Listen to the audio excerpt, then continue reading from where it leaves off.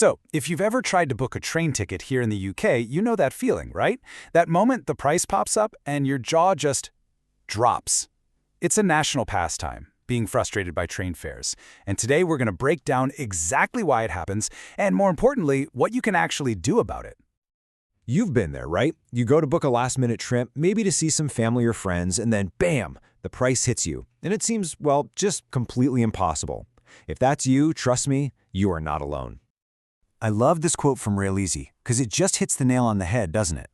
It's that shared experience of just staring at the screen, double-checking that you didn't accidentally click the first-class button. Spoiler alert, you probably didn't. All right, so let's get into the nitty-gritty.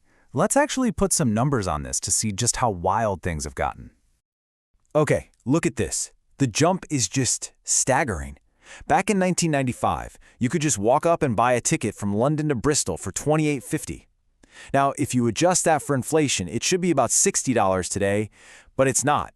That exact same ticket can cost you as much as $115. That's not just inflation. That is something else entirely. And this isn't just you feeling like it's expensive, it's a cold, hard fact. When you compare the prices of walk-up, on-the-day tickets across the whole of Europe, the UK comes out right at the top. We're literally number one. So the big question is, how did we get here? Why?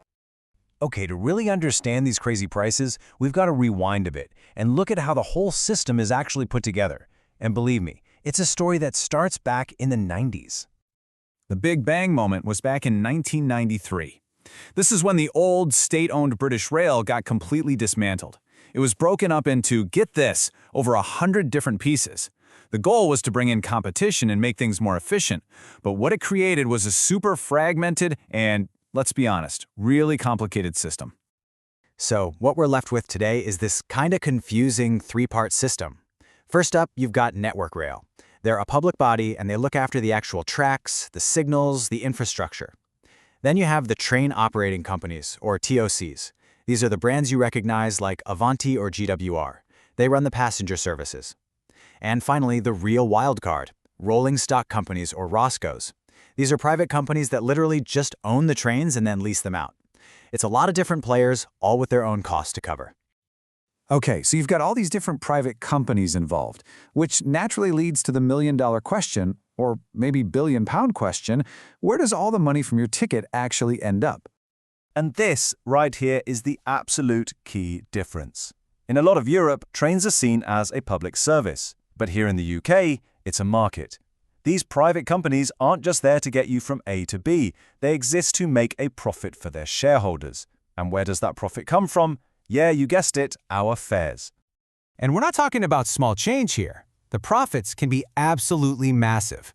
Just think about this. Even during the pandemic, when hardly anyone was traveling, the companies that just own the trains, the ROSCOs, paid out a mind-boggling £1 billion to their shareholders. And here's where it gets really weird. Kind of ironic, actually. Some of the companies running our trains are owned by the state railways of other countries. So, for example, Arriva is owned by the German state. This means when you buy a ticket here, part of your money can literally go to making train travel cheaper in Germany. Yeah, wrap your head around that one. Okay, so this system is a mess. It's complex, it's expensive. But, and this is a big but, there's some good news. That exact same complexity, that fragmentation we've been talking about, it actually creates a loophole, a little flaw in the system that you can totally use to your advantage. It's called split ticketing. And no, this isn't some shady, under-the-table trick. It is 100% legal, and it is a game changer. Basically, because the system's so broken up, it's often cheaper to buy a journey in separate little chunks instead of one big ticket. The best part, you don't even have to change trains. Same train, same seat, less money. Let's make this super simple. Imagine you're traveling from London up to Edinburgh. Instead of buying that one eye-wateringly expensive ticket, the trick is to buy a ticket from London to, say, Peterborough, and then another one from Peterborough to Edinburgh. You stay put on the exact same train, you don't move an inch, but you've paid less. It really is that simple.